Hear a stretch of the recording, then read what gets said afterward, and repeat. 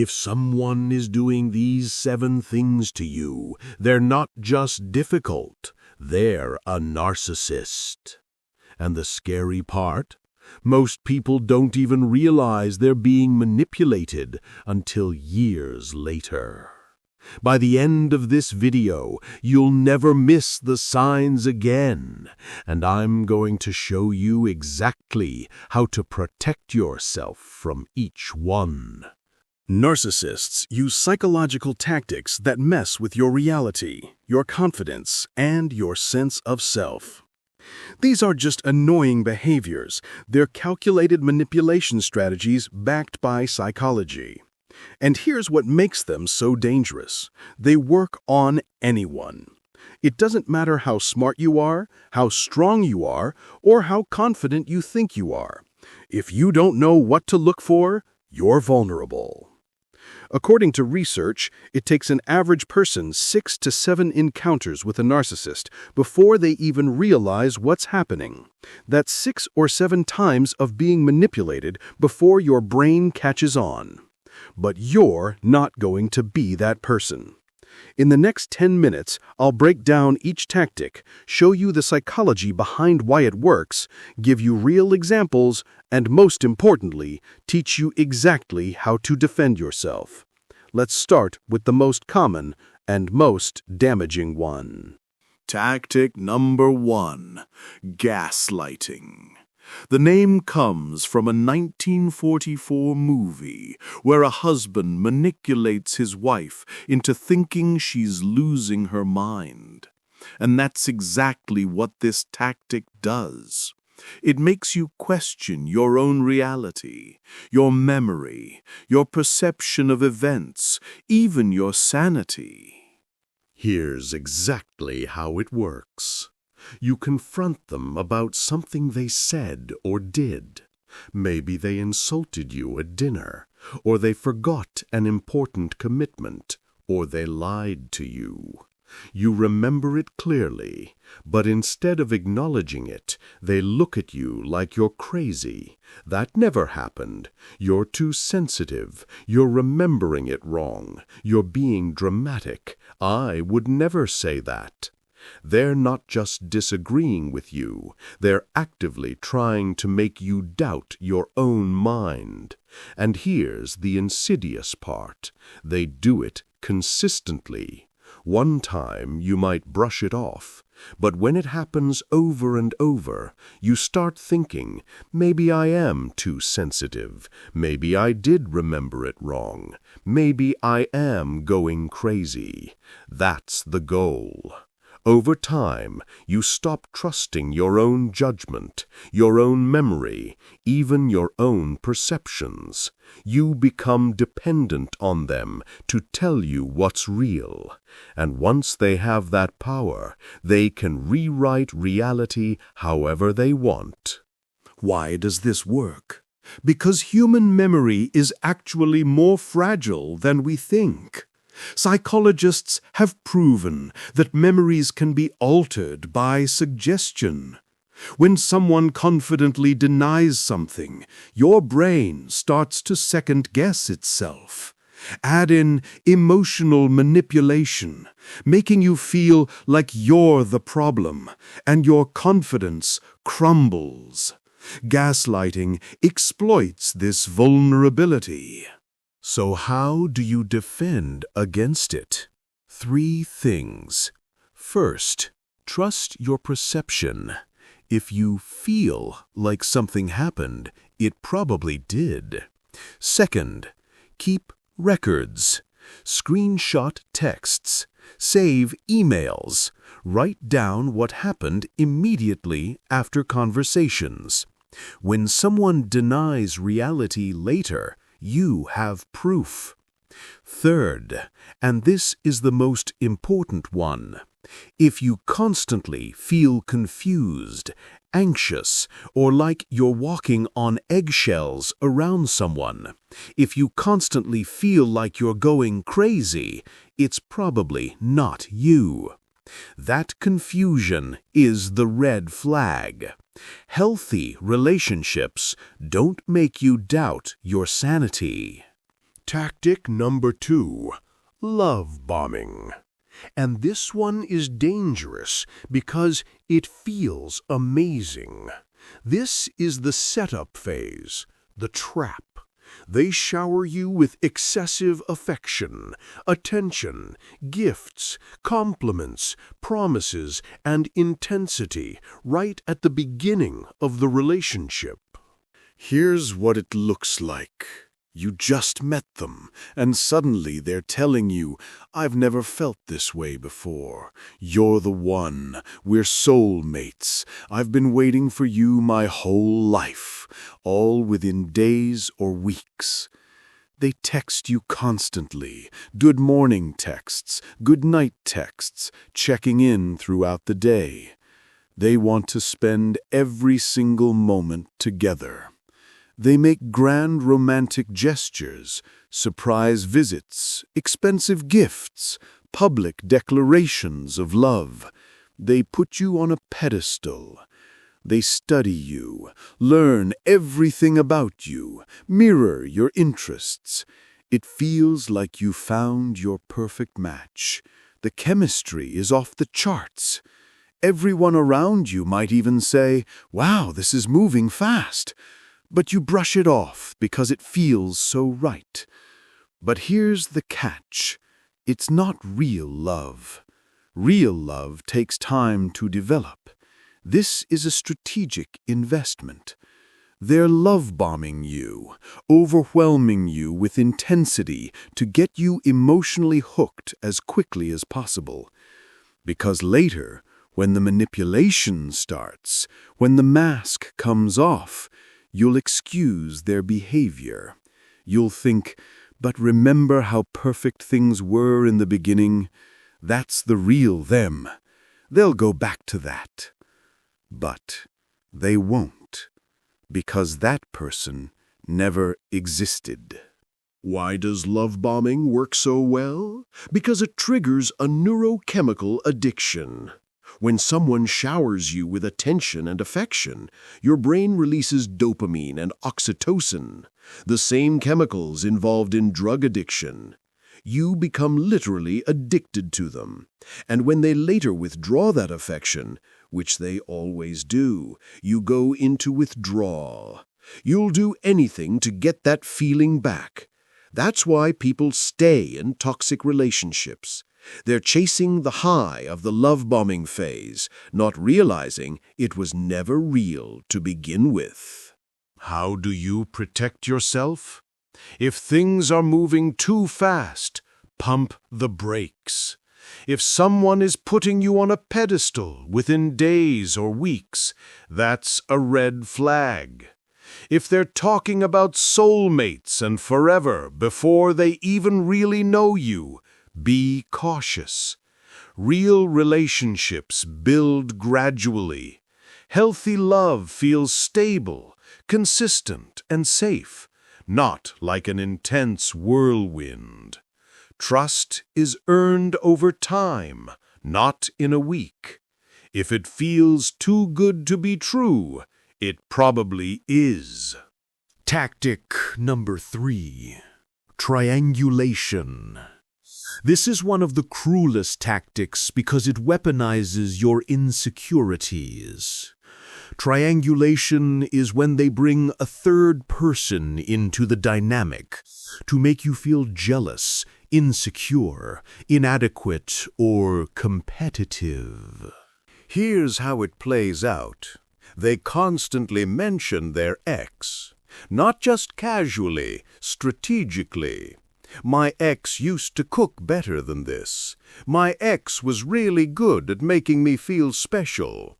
Or maybe it's a coworker, a friend, someone from their past. They drop their name constantly, always in a way that makes you feel threatened or inferior. They might compare you directly. Why can't you be more like them? The goal is to keep you insecure and competing for their validation and attention. You start trying harder, doing more, sacrificing more, all to prove you're better than this other person. but you never will be, because the game is rigged. The other person exists to keep you off balance. And sometimes they'll even use what's called flying monkeys. We'll get to that later. But essentially, these are people they've recruited to take their side, spread rumors about you, or validate their version of events. Suddenly, you're not just dealing with them. You're dealing with an entire network of people who are against you. Why does this work? Because humans have a deep psychological need to feel chosen, to feel special. When someone introduces competition, it triggers our insecurities and our survival instincts. We think, if I just try harder, if I'm just better, they'll choose me. But the narcissist doesn't want to choose. They want to keep both people, or multiple people, in orbit, competing for their attention. That's where they get their power. How do you defend against it? Refuse to compete.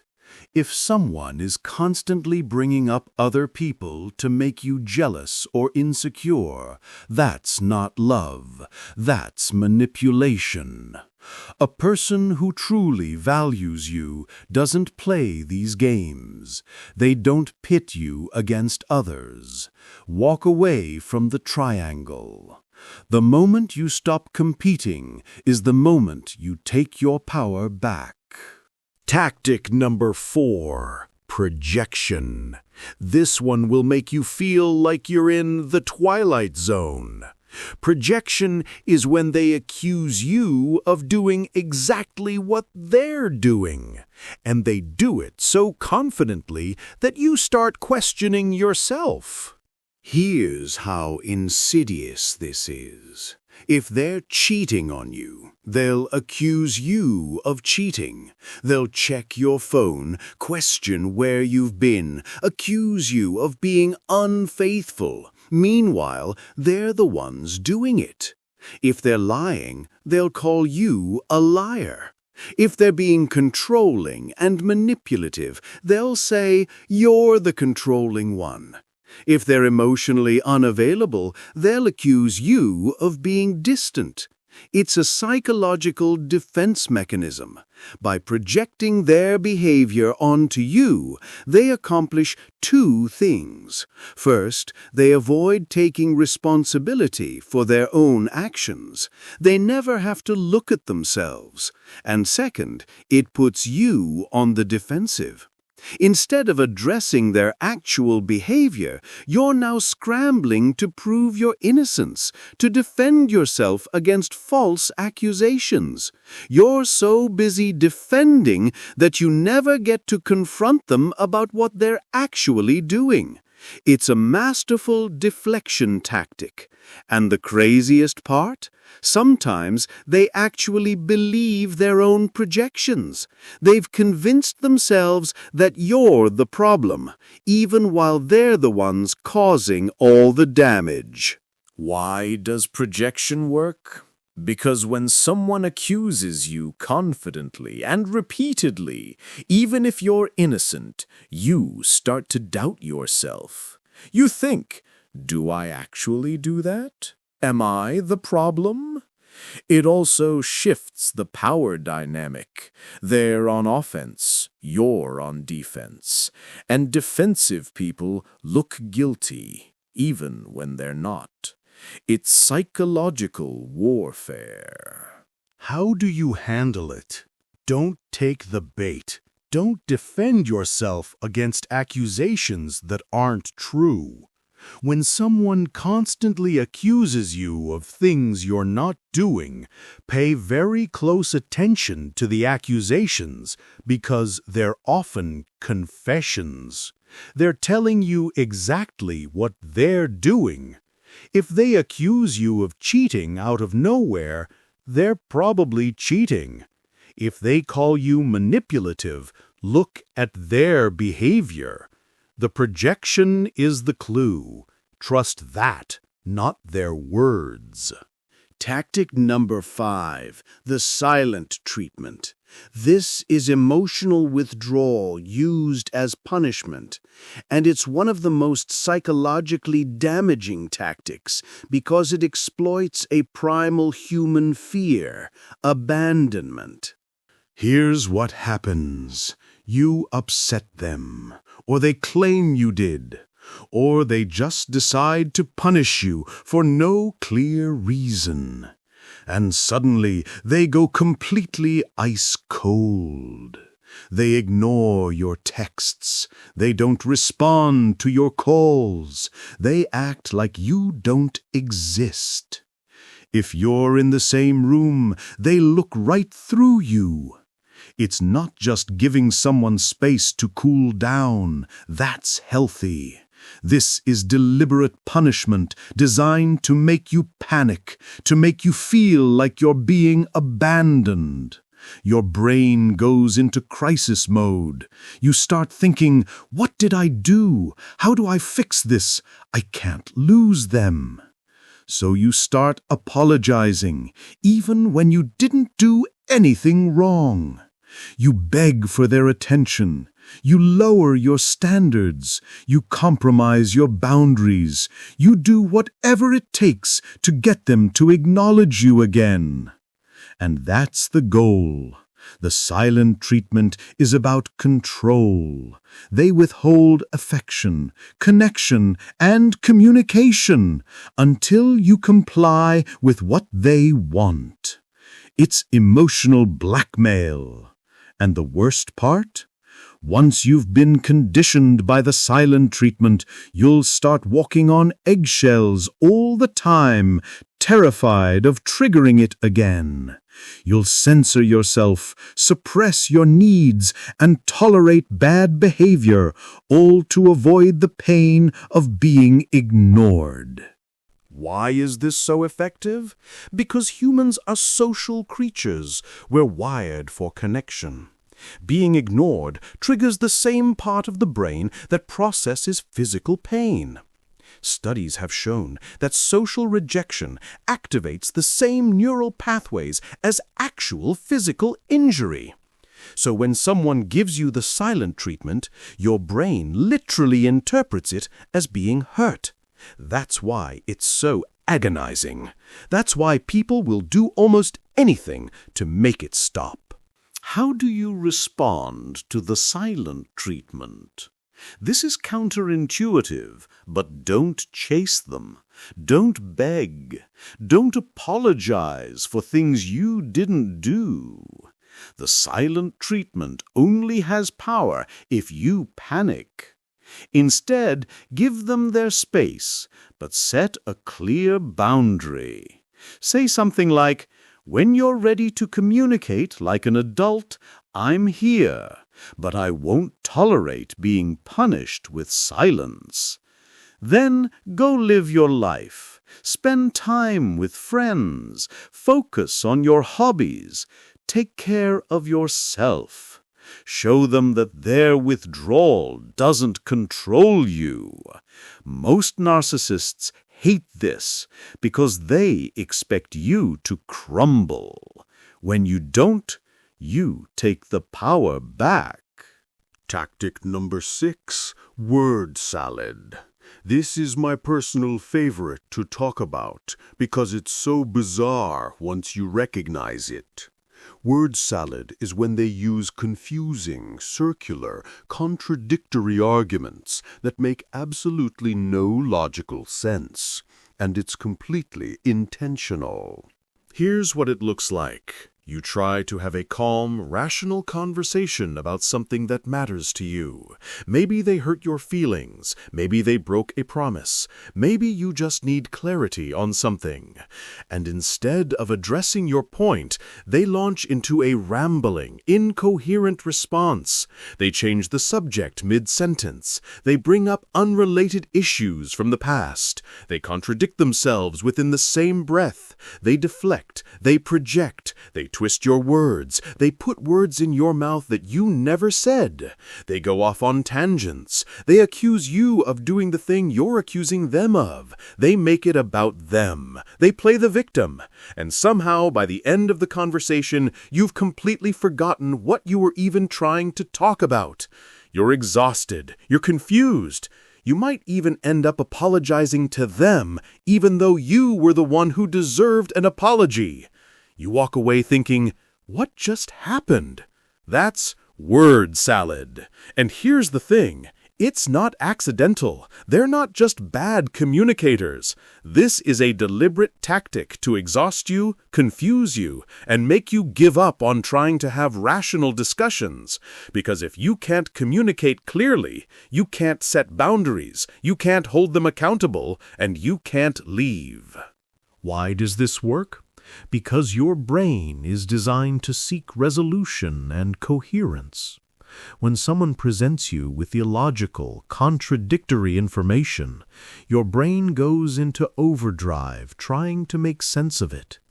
You keep engaging, trying to find the thread of logic, trying to get them to understand. But there is no logic. That's the point.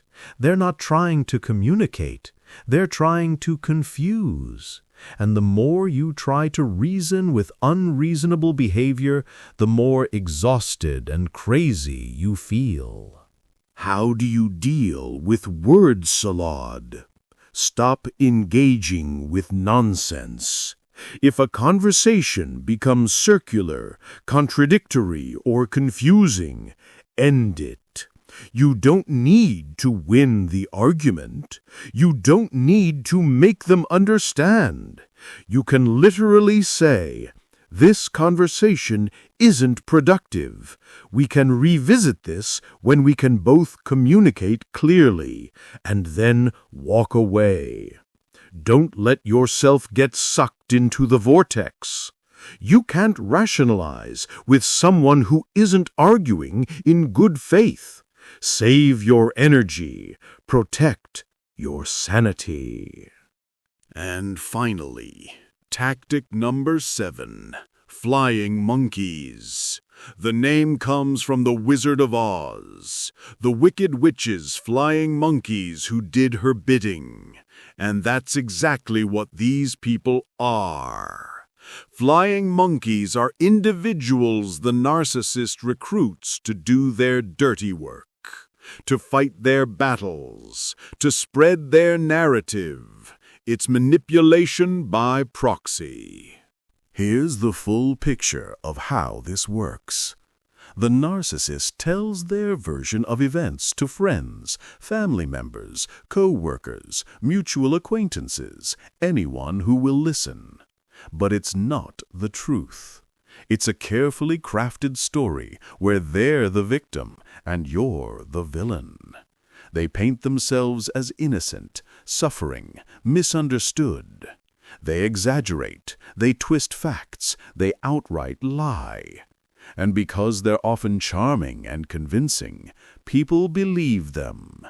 These people, the flying monkeys, then come to you. They might text you, call you, confront you in person. They're questioning you, judging you, lecturing you about how you've treated the narcissist. They're trying to convince you to apologize, to go back, to make amends. Some of them genuinely think they're helping. They have no idea they're being manipulated. Others know exactly what they're doing. They're enablers. Either way, the effect is the same. You're isolated. You feel like everyone is against you. You start doubting yourself, because if all these people think you're wrong, maybe you are. Meanwhile, the narcissist doesn't have to confront you directly. They've built an army to do it for them. They sit back and watch while their flying monkeys do the emotional labor of pressuring you, manipulating you, breaking you down. Why are flying monkeys so effective? Because humans are tribal. We're influenced by social consensus. If multiple people are telling you the same thing, your brain assumes it must be true. This is called social proof, and it's a powerful psychological principle. When the flying monkeys come at you, even if you know the narcissist is lying, a part of you starts to think, maybe I am the problem. All these people can't be wrong. But they can be, because they only have one side of the story, the narcissist's version. How do you protect yourself from flying monkeys? Set boundaries with everyone, including mutual friends and family. If someone is confronting you based on the narcissist story, without hearing your side, without asking you what actually happened, they're a flying monkey. It doesn't matter if they mean well, their impact is the same. You can say something like, I appreciate your concern, but you don't have the full story. If you want to understand my perspective, I'm happy to share it, but I won't be lectured based on someone else's version of events. And if they persist, distance yourself. Anyone who enables toxic behavior is not safe for you. Protect your peace, protect your truth, and remember, you don't owe anyone an explanation. The people who truly matter will give you the benefit of the doubt and hear you out. So, let's recap. Those are the 7 manipulation tactics narcissists use. Gaslighting, making you question your reality. Love bombing, overwhelming you with fake affection to hook you. Triangulation, creating competition and jealousy with third parties. Projection, accusing you of what they're actually doing. Silent treatment, punishing you with emotional withdrawal. Word salad, confusing you with circular, nonsensical arguments. And flying monkeys, recruiting others to do their manipulation for them. If someone is using even 2 or 3 of these tactics on you, that's not a difficult personality. That's not someone having a bad day. That's calculated, systematic manipulation. And here's what you need to understand. These people don't change. You can't love them into changing. You can't fix them. You can't reason with them. The only way to win is to recognize the game and stop playing. And I want to add one more thing that's crucial. Recognizing these tactics doesn't make you immune to them. Even psychologists who study narcissism can fall victim to these tactics. Why? Because these strategies exploit fundamental human needs, the need for connection, for validation, for love, for belonging. That's not a weakness. That's what makes you human. The difference is awareness. Now that you know what to look for, you can catch it earlier, protect yourself faster, and most importantly, you can trust yourself when something feels off. So now I want to hear from you. Which of these 7 tactics have you personally experienced? Drop it in the comments below. No judgment, just awareness. This is a safe space. And if you found this video valuable, if it helped you understand something you've been going through, do me a favor. Share it with someone who might need to hear this. You could genuinely help someone recognize a situation they're stuck in. And if you want to go deeper, if you want to learn advanced psychological tactics for influence, persuasion, and self-defense, make sure you hit that subscribe button and turn on notifications. Next video, I'm breaking down exactly how to respond to narcissists without escalating the situation, how to gray rock effectively, and how to exit these relationships safely. That video is already live.